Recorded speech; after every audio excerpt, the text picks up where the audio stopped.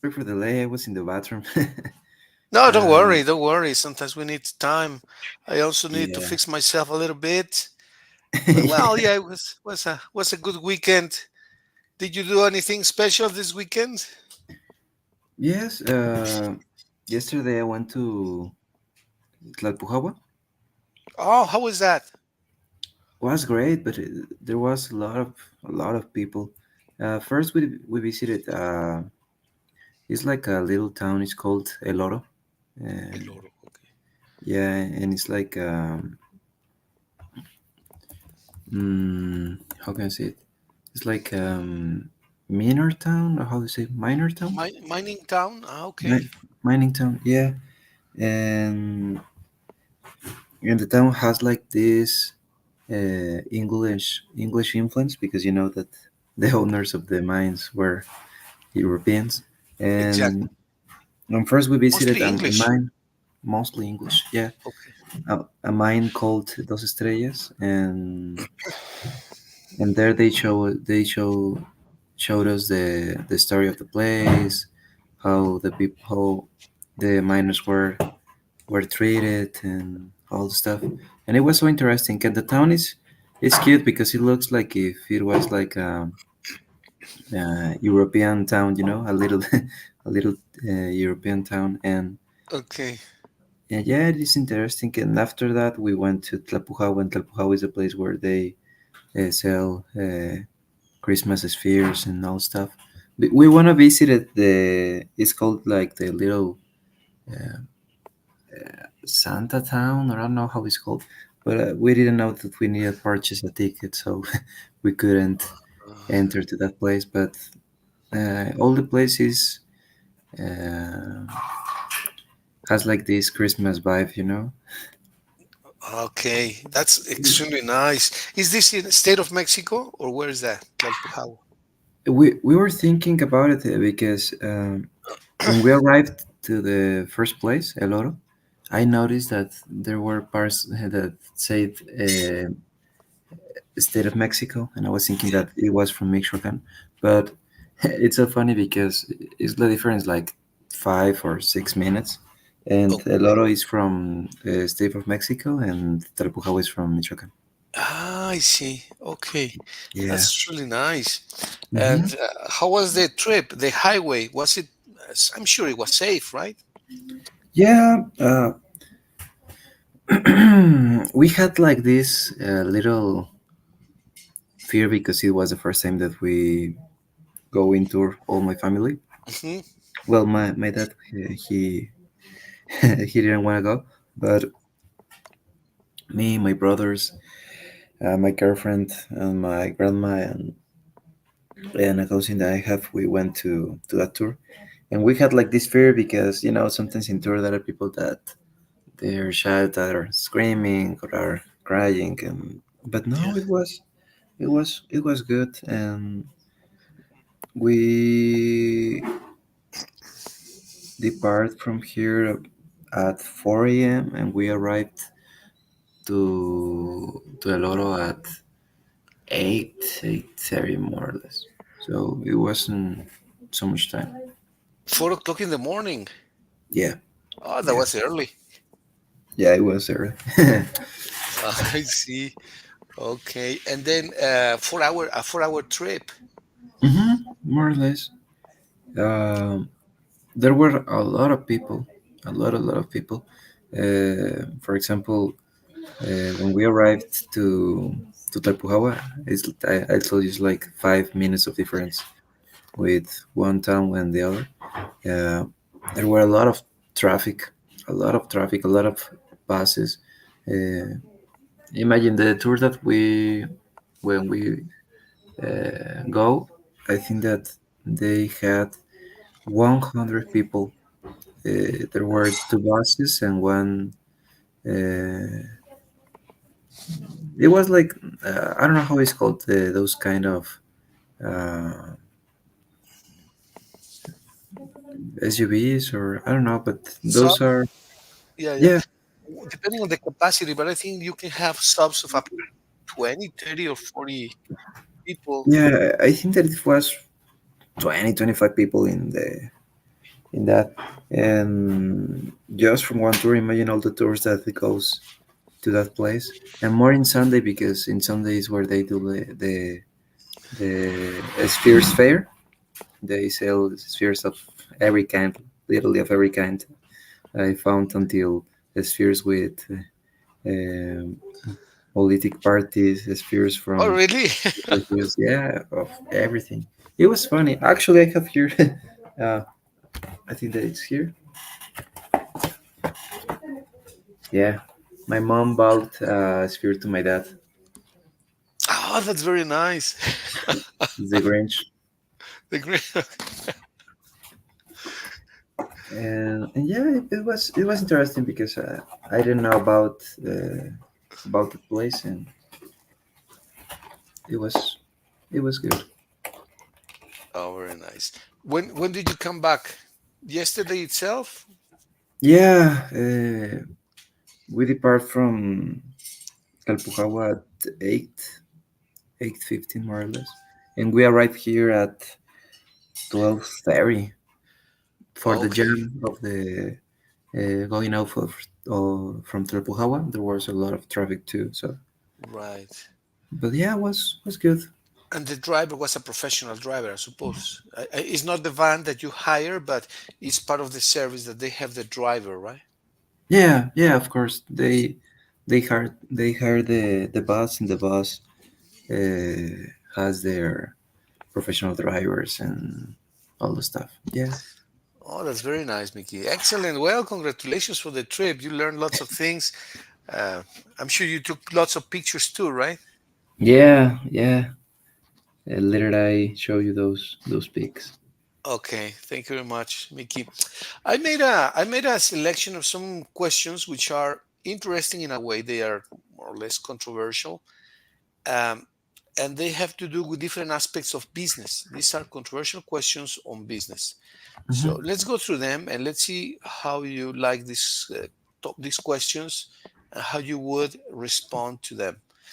The first one is on ethics and profitability, which is always a topic that is under controversy. So the first question, I'm gonna share the screen, and here it is, the window. And so the first question, Mickey, uh, let's see if you can read it, please. The first question is Hmm. it acceptable? Um, is it acceptable for businesses to prioritize profits over ethical considerations? What do you think? Uh, well, of course, it is not ethical. I think that, um, for example, I don't like the word human resources because I don't think that a human is a resource. A resource, exactly. and, and I think that we, as society, have normalized this. So I think that there must be a balance between the profit that a company wants to reach, and the way in how we treat the people who help us to reach that that goal or that profit or what we have planned. Very, very smart, very nice, very human, very, very, very good. How do you attain that balance? You want to reach a balance. You want to obtain a balance between how you treat people and the profits that the company make it. How do you attain it, Mickey? Mm, I think that,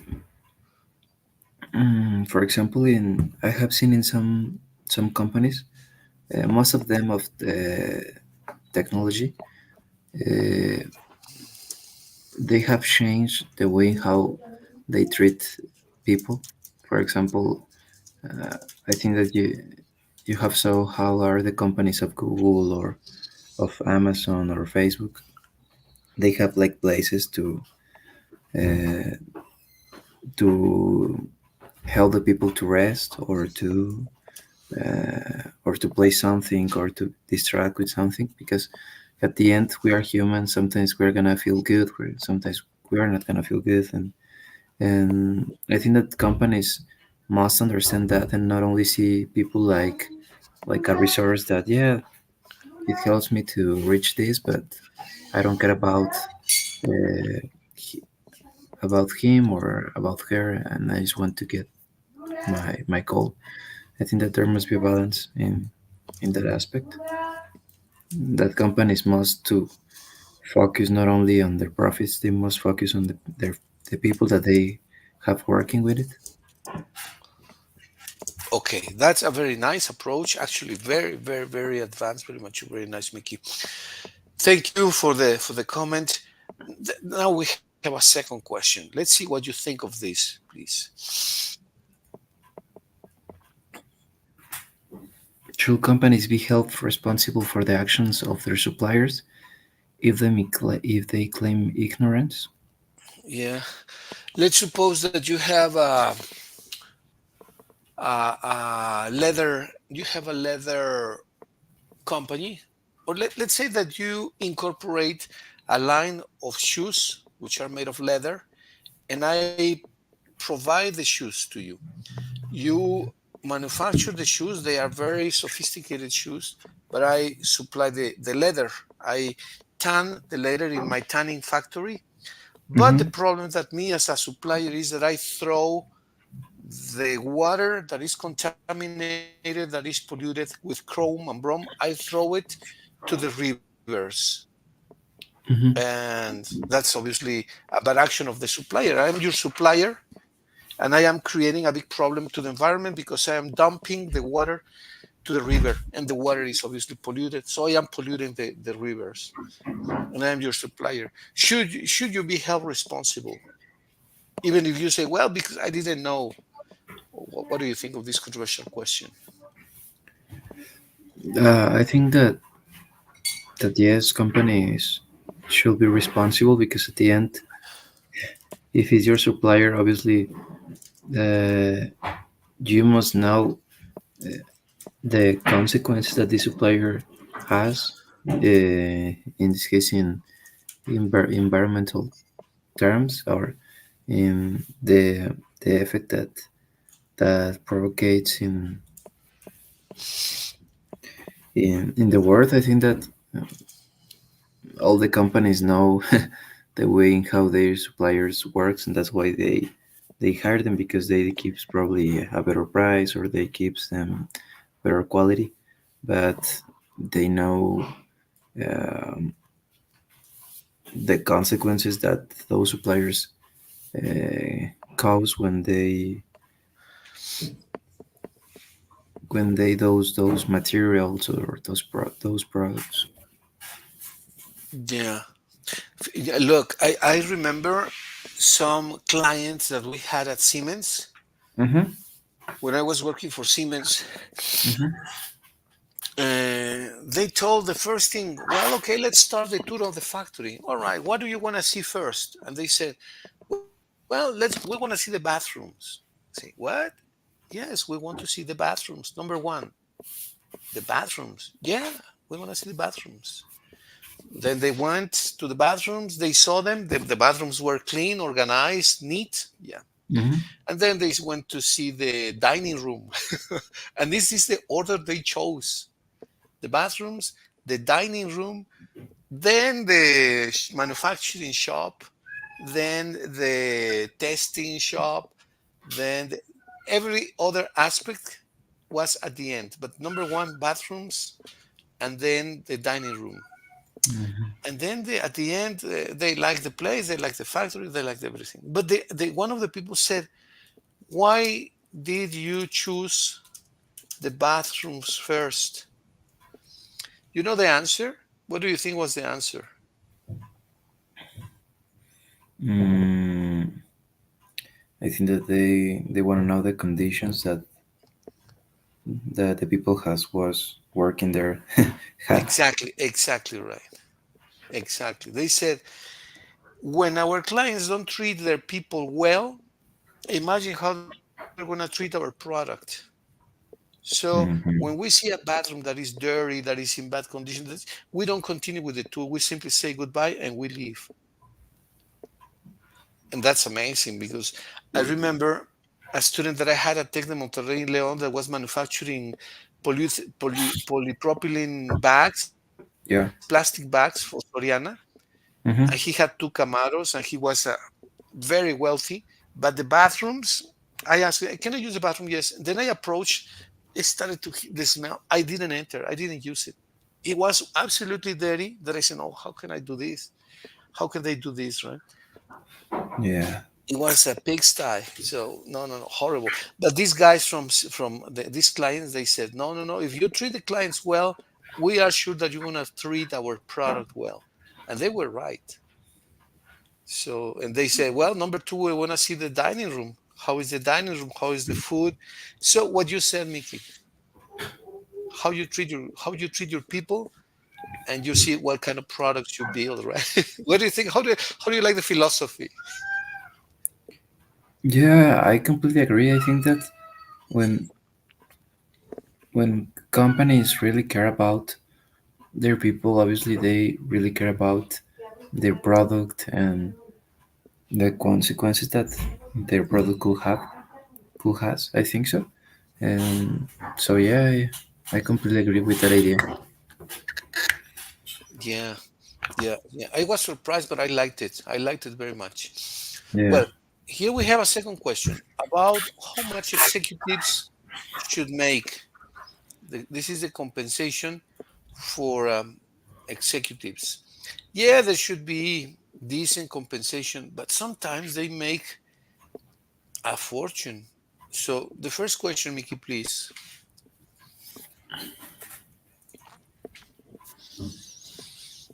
Are CEO salaries and bonuses justified, or do they contribute to income inequality? Mm, What do you think? I, I I think that that's a real issue in the actuality. I think that in the United States there was a problem about it, right? What Because what was that, Mickey? in the car companies, the difference between the CEO and the how can I say it, the less mm, the less salary or the less The smaller salary? yeah, the smaller salary was. I don't remember how many times of difference, but it was, I don't know if 200 times of difference, or I Wow. don't remember, but it was a huge number. And I think that there were like people criticizing, and I think that I don't remember if it was in Ford or in Chrysler or in both, but they stopped the production for the for that problem because people was starting to claim that it's so unfair to have this inequality. So yeah, I think that obviously the CEO probably could have the knowledge, the experience, but at the end, I think that there must be a balance between the people who helps you to contribute to the company.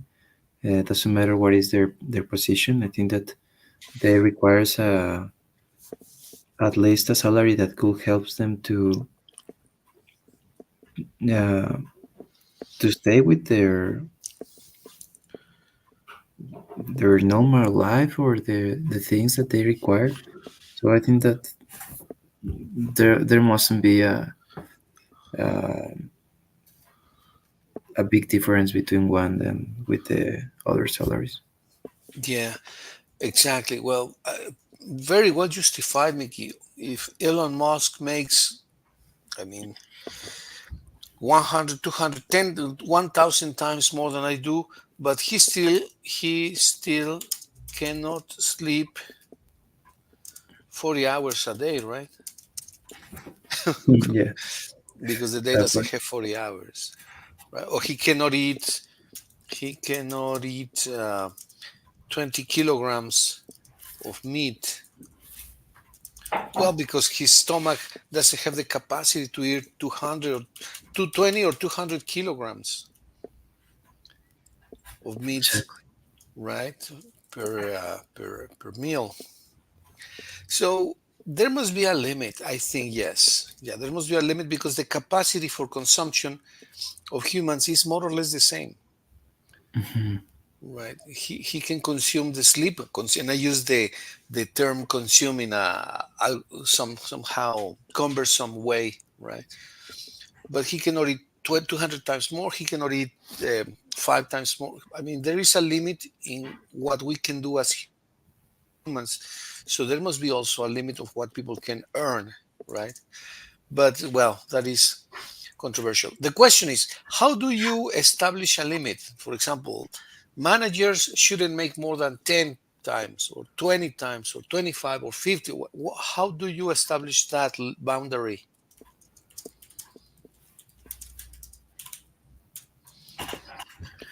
That is a question. Mm,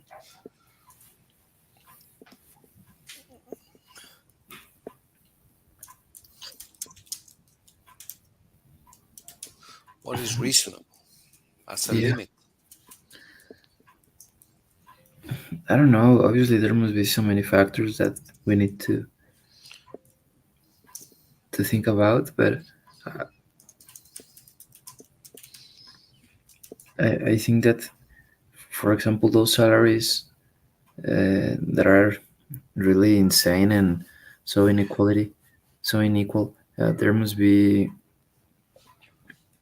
obviously like a limit, and the companies that keeps those salaries, uh, I think that they need to modify it, modify, yeah, modify that way in the in the way that a people receive, that a person receives so much money and the rest of people just receive like the, how can I say it, the, Minimum wage?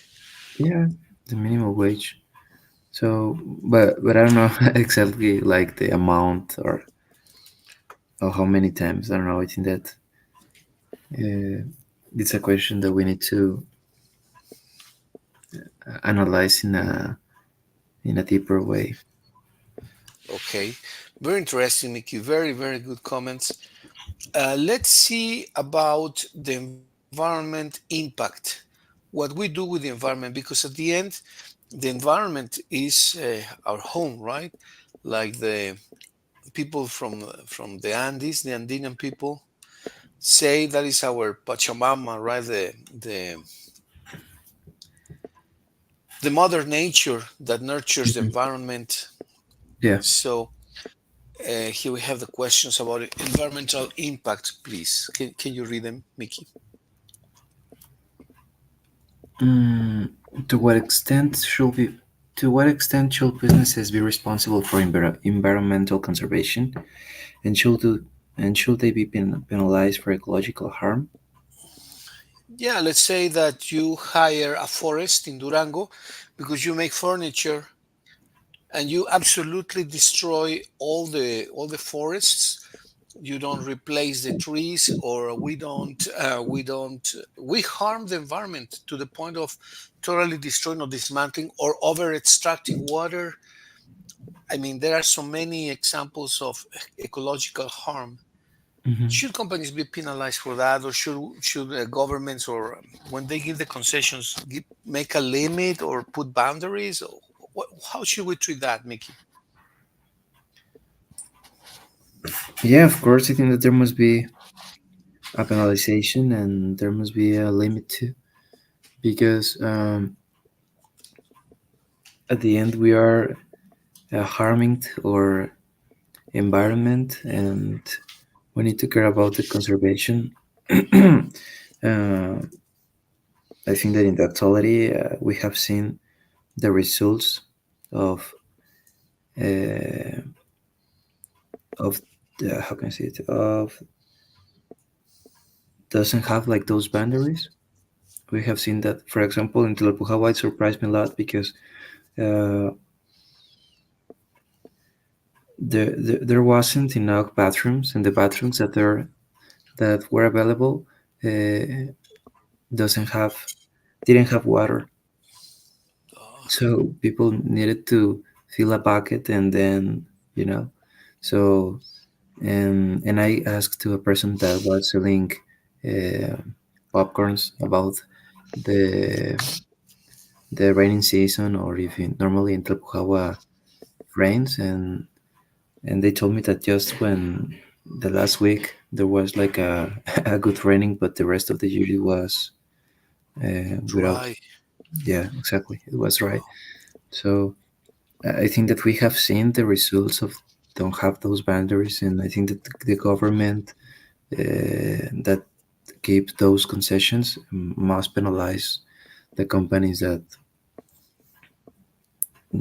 don't care about the environment, just they care about their profits. Yeah, that is true. Let's make a little list of the companies that pollute the environment. How do companies actually pollute the environment? Because, yeah, some of them are very evident, but some others are not so evident. So, how Mhm. do companies pollute the environment or affect it dramatically? And I'm asking you Mm, this question because also we had, oh, yes, Mickey, yes, go. yeah, yeah. No, tell me. Yeah, there was an idea that some crops also damage the environment. For example, when you harvest agave, there was no idea how much they damaged the soil. So it also depends on how you harvest the agave. If you absolutely pick up every single plant and you use strong fertilizers that kill every kind of plant except the agave, that also damages the soil. So you need to use very good techniques to plant, grow, and develop the agave plants. Otherwise, you're going to erode the environment. So people need to be not only throwing chemicals to the water, you can pollute the soil, but also by bad practices of harvest, you can also damage the soil. There was just only a parenthesis, Mickey, but also happens. Mm, yeah, I think that, as you mentioned, there are companies that pollute, probably not in a visible way, but obviously the pollution that they provocate has a consequence. Actually, the example that you said, we talk about it in my master's degree, in my master's the last Saturday, um, and about the environment and the way how society have damaged the environment in general. And we mentioned the example of agave, and yeah, it is true that I think that we have talked that we need to change sometimes the crops, right, to maintain the soil, like, how do you say, uh, fertile? I don't know how to say, Fertile, yes. fertile, and and I think that it's for the same reason that people obviously wants to get more profit, and when they saw the demand that agave had in that time, because I think that now in now there are a lot of agave, and I think that the prices go down a little bit too. Um, but it was the same. People just care about the profit. They don't see the consequences that just a harvest agave could have, and well, now there are no rainings or no everything is dry. So mm I think that as you mentioned, there are companies that pollute, probably not in a visible way in comparison that, I don't know, Coca-Cola and all those companies that we know that pollute a lot of water, or water company. Um, well, obviously Coca-Cola creates PET, and the majority of the bottles at the end finish in the streets. Um, I don't know. I think that all companies in a way pollute. Yeah, exactly. And there must be a control or some type of control. Let's discuss briefly how some of the companies pollute, and for example, you can begin with industrial emissions and air pollution, right? Which companies come to your mind that pollute the air, Mickey? Mm, the air.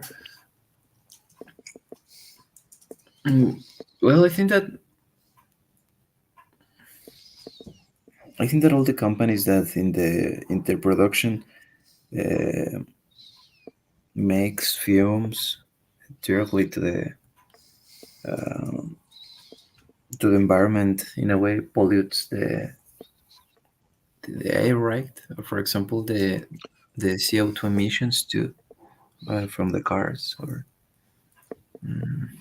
what That is else? true. Yeah, that is true. That is very true. Actually, that's cars pollute a lot, right? Because they throw fumes to the air, as you correctly pointed out. Yeah. You have the refineries, for example, the Salamanca Mm-hmm. refinery, power generation plants, plants that generate electricity or power for a city, which are necessary, but they pollute a lot. Okay. How about the generation of waste? What do you think of that, Mickey? Generation of waste.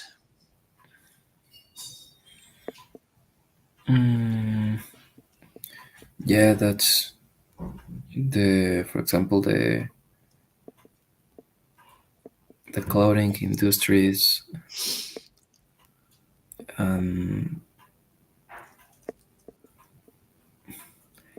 I don't know Well, you about just mentioned them. some. Yes, Mickey. Yes, yes. Yeah. Um, I think that the clothing industry pollutes a lot, and I think that uh, the energy consumption that this industry has is huge too. Obviously, the mining activities. What else could be? The I don't know. There are a lot, but in this moment, I'm not thinking.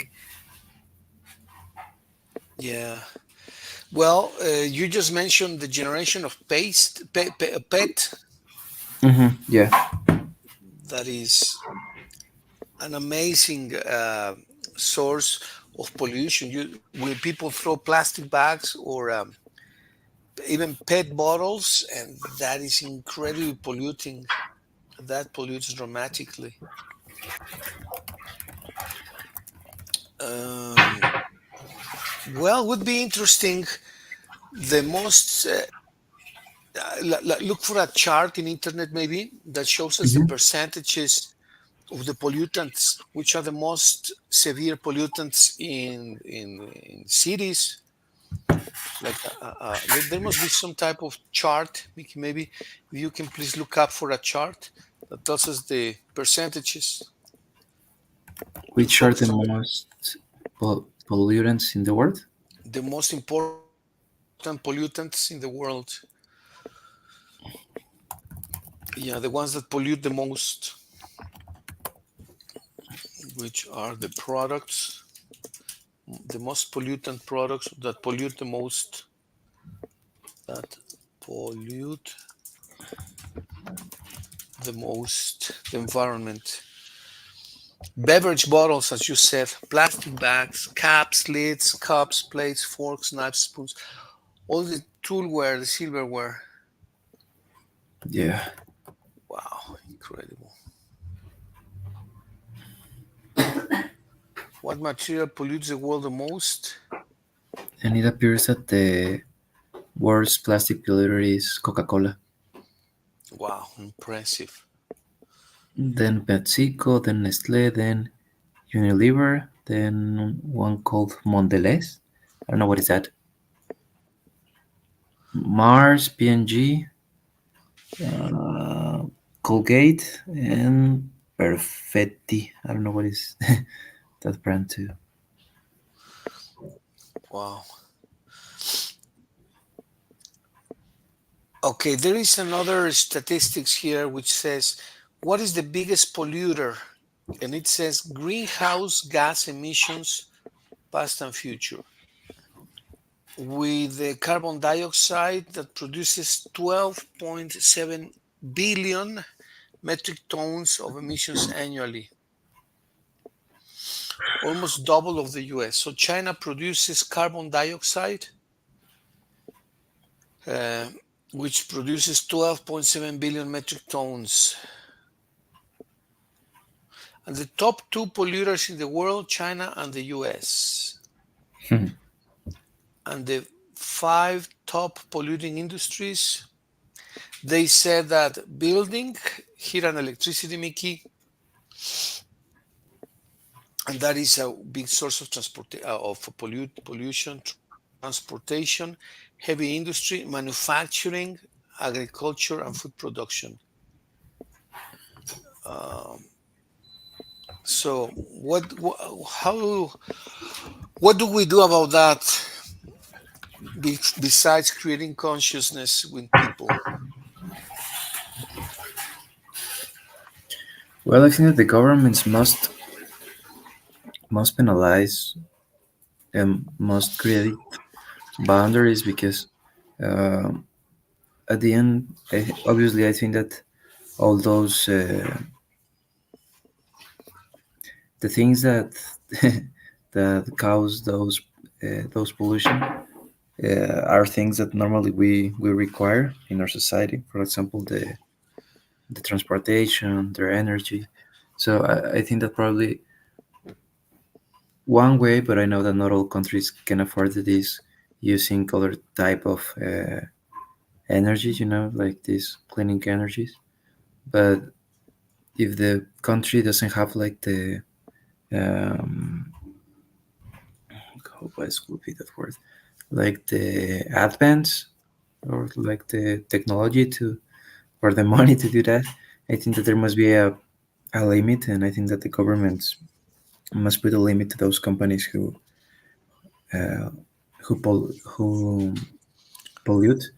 And, yeah, I think that obviously the first solution will be uh, cleaning energies, but I know that that not all countries could afford it. So uh, I think that the other is just putting limits at the end.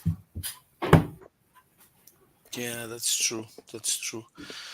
I believe one of the most important well, everything is important: the air, the water, the soil, and we are polluting everything. But let's talk a little bit about water, because I have seen many dams running out of water. Mm-hmm. Um, Water pollution, industrial runoff. First off, is what is industrial runoff, right?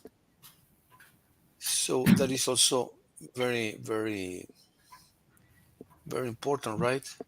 So Yeah. factories and industrial facilities discharge pollutants into water bodies. Like this happens a lot in Leon, but a lot because of the tanning industry that manufactures shoes, leather jackets, belts, wallets, etc. So they discharge pollutants into water bodies, and this leads to contamination. These are heavy metals, chrome, brome, and other toxins. They harm aquatic life and ecosystems. Uh, Another problem, Mickey, is the improper disposition of water, disposal. Mm-hmm. So we contaminate the groundwater and the surface water. So we contaminate both superficial or shallow water and profound water.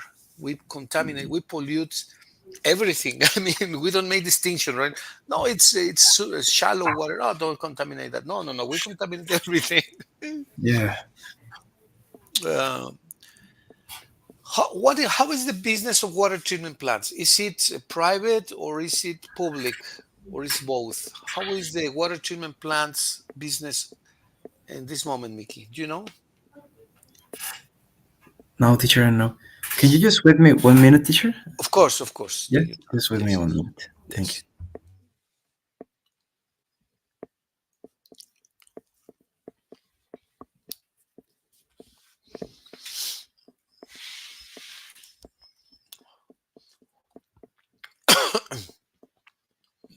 yes.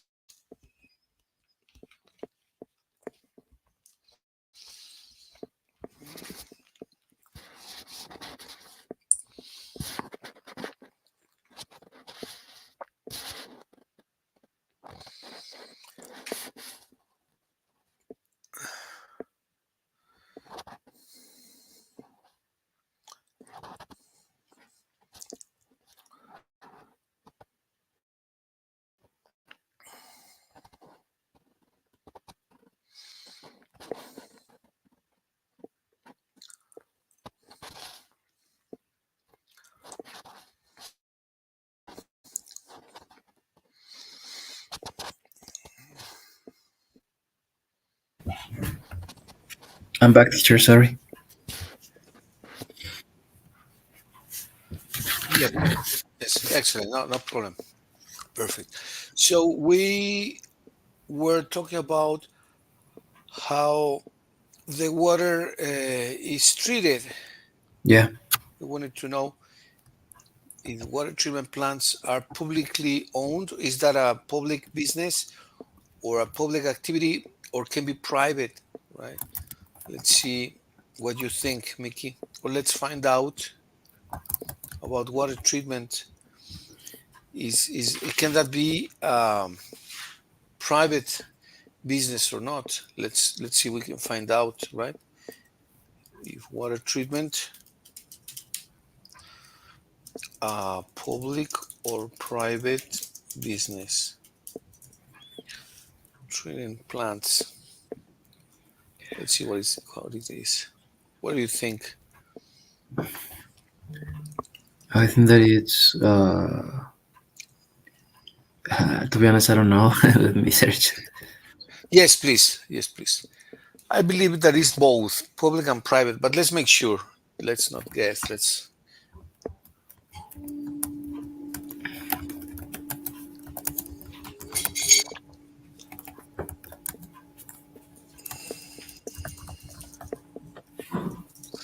see how it is in Mexico, obviously.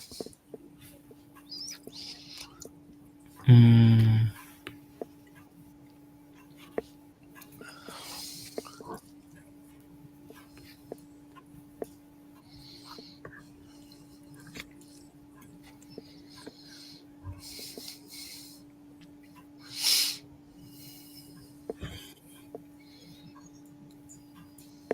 mm.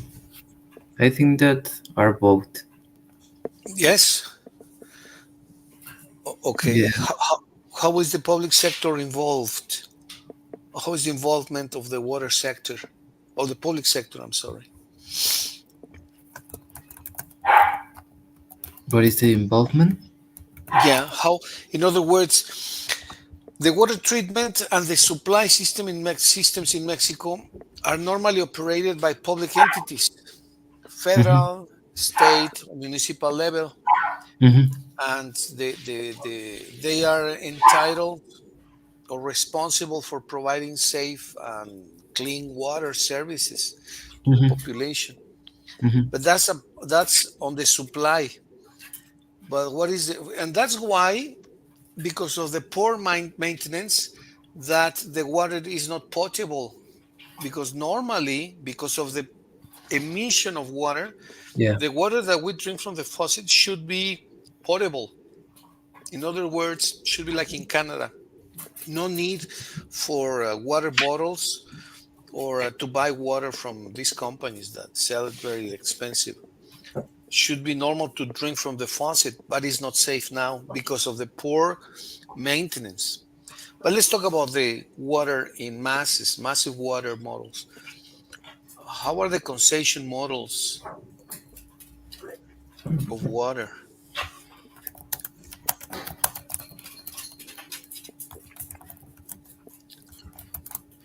So, are there companies with concessions of water in Mexico? Mm,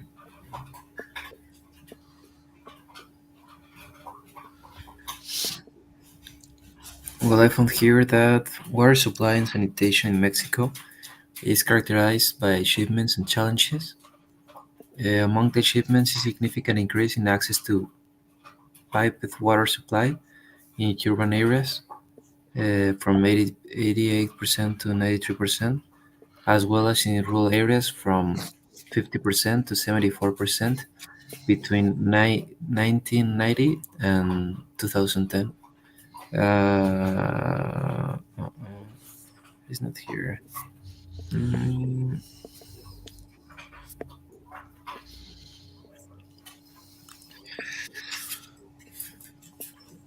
I found here that in three Mexican cities, water and sanitation services are provided by private companies, and those companies are Cancún, Saltillo, and Aguascalientes. Okay. So that is for water management, right? Yeah, but mm, I don't know because there are a lot of information, but there are information that is not like according with the. Relevant? So Uh, yeah. okay.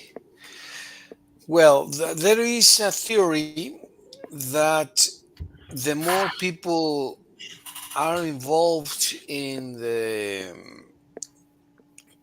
water management, the better results you will get because it's more democratic in a way, and people will make better decisions when they make an agreement in theory, right? Mhm. So that is still a big issue in Mexico. Water management is very important. But that's only one of the points. So we're talking about industrial emissions, waste generation, water pollution, and deforestation and habitat destruction. What you were saying about agave, um, let's check if it is true that agave always destroys the habitat. Agave plantations always destroy habitats or not, and why and when, right? So do agave plantations always destroy the environment or not, or when? Because there is a theory that they do, but if there is a sustainable management, does not necessarily have to destroy it, right? I found here is from CNN CNN, that okay. yeah, agave plants require little watering and can allow farmers to plant crops on land that would have otherwise been fallow due to lack of water. And while it takes 6 to 8 years for agave plants to mature, but also scientists say agave plants can also suck planet warming carbon pollution out of the atmosphere. Well, that is a positive effect, right? They can absorb carbon from the atmosphere, so they want to help you clean up the environment. What do you think of Mhm. that solution, Mickey? Um, Obviously, I think that it's a resolution. I need to be more informed about it because, to be honest, I don't know. But obviously, if the same nature help us uh, to in a way eliminates or decrease the pollution that we have out of the atmosphere, it's great. And I think that uh, it is important to, for example, obviously, if you want to harvest agave, do it, but there must be other plants and there must be um, other crops to harvest because at the end, I think that uh, agave is caused by there wasn't uh,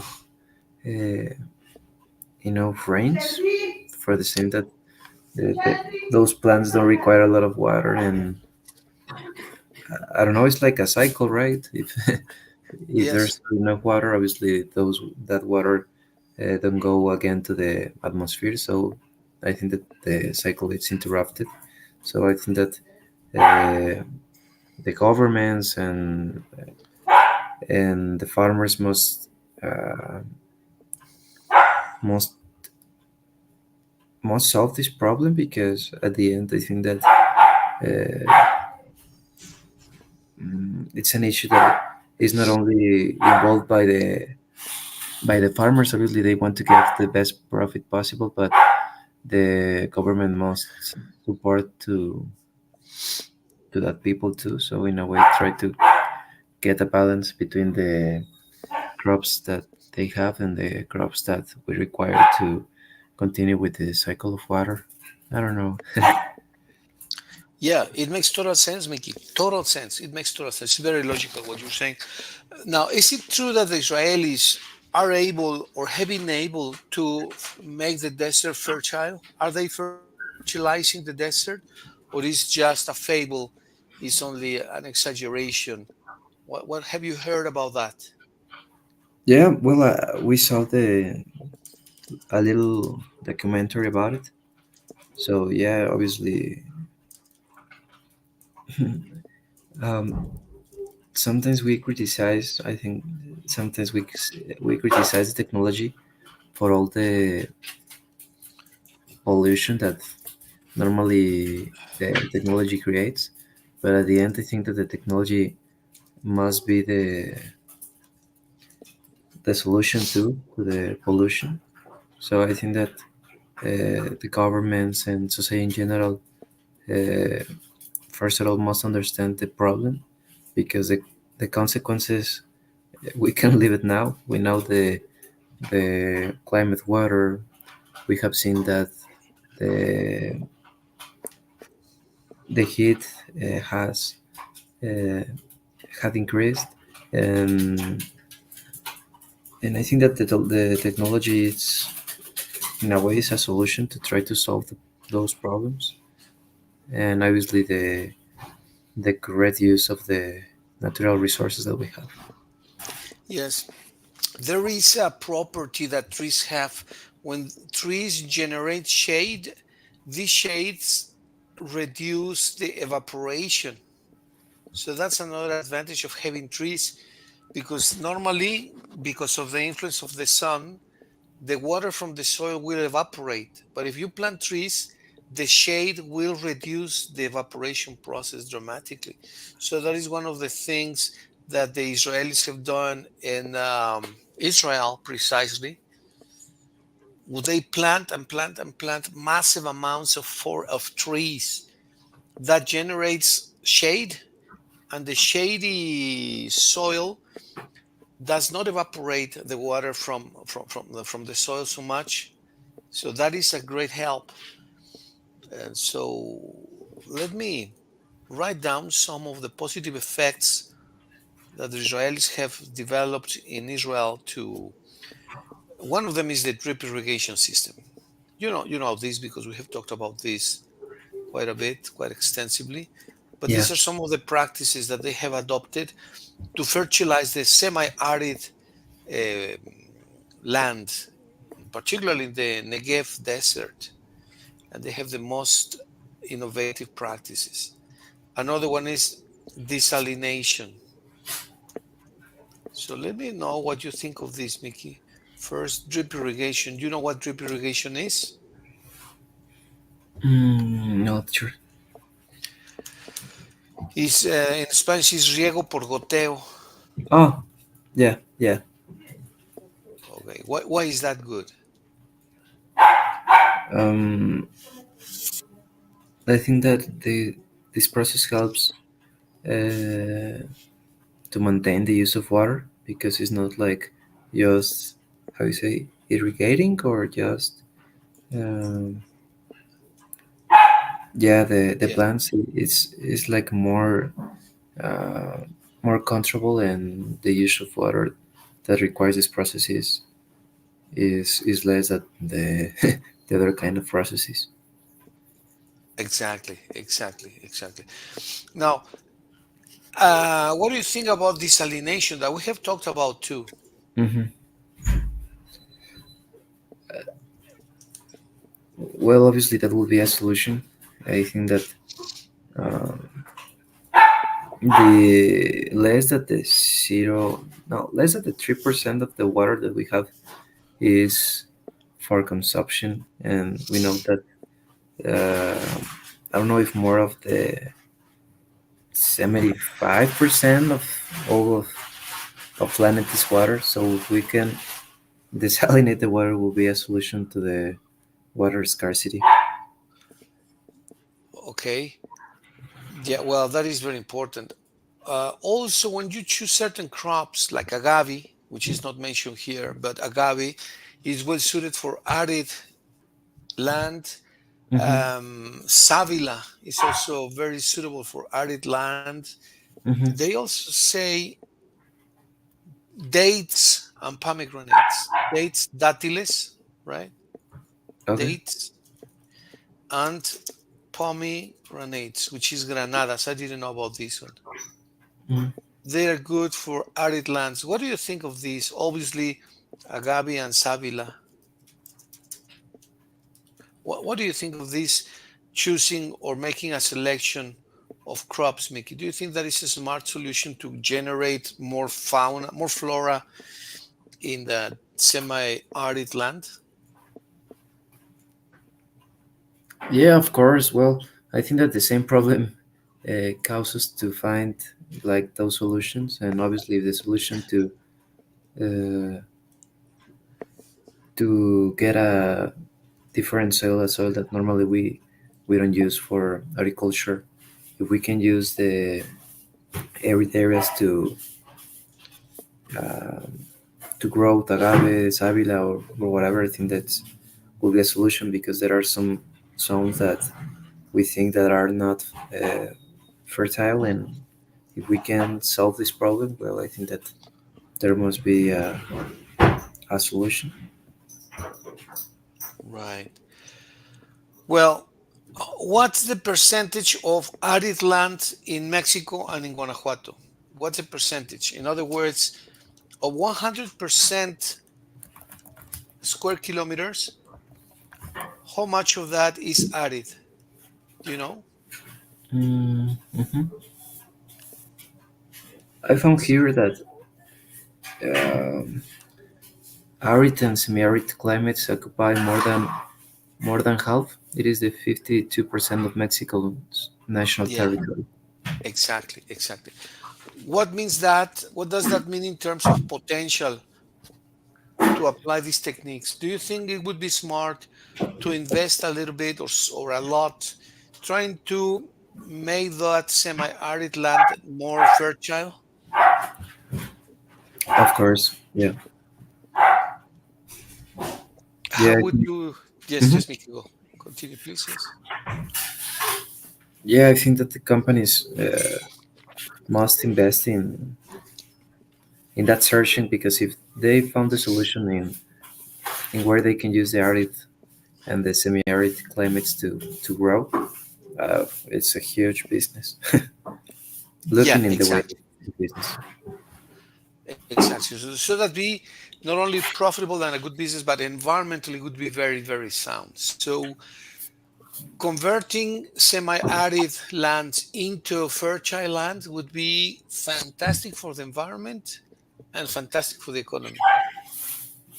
Of course, yeah, So it'd be a nice idea to devise or to imagine or to think or to create projects that regenerate the semi-arid land, convert arid land into fertile land. Little by little, maybe it's going to take 20 years or I don't know, but that's a yeah, great project. yeah. That is true. I didn't know about it, but yeah, it's. It's I think that interesting. it's a solution. Okay. Well, maybe this could help you both the English discussions that we have here and maybe your discussions in your master's degree. So I have a proposal, Mickey. Why don't we create a 1 or 2 minute video if you have chance, of course, because I know that you have your master's and you have your business. Yeah, don't worry. But why don't we create like a 1 minute video or two Mhm. minute video in which you suggest some possible solutions to implement in semi-arid areas in Mexico? Yeah, but what must be the format, or how No, can no, I? no, just oral. Must be an oral presentation. Okay, sure. Yeah, perfect. Yeah, like you start recording yourself like a TikTok or like a reel, Mm-hmm. and you say, "Hello, good morning. This is Mickey Hernandez, and I'm proposing a solution to solve the problem of semi-arid regions in Mexico. And my ideas are this and this and that." 1 or 2 minute Yeah, solution, 1 or 2 minute Mickey would be great if you have the time. Of course, I know that you're busy, but if you have the time, be awesome.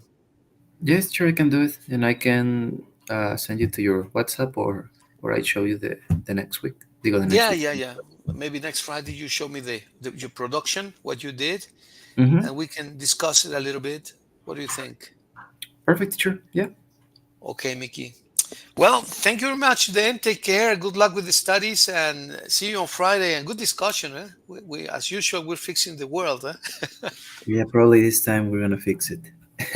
Okay. Well, Thank you, teacher, for enjoy, your time. Mickey. Take You care. too. Thanks very much and see you next Friday. See you next Friday. Thank you for your time, teacher. Take care. Thank you. Take care. See you soon, Mickey. Bye.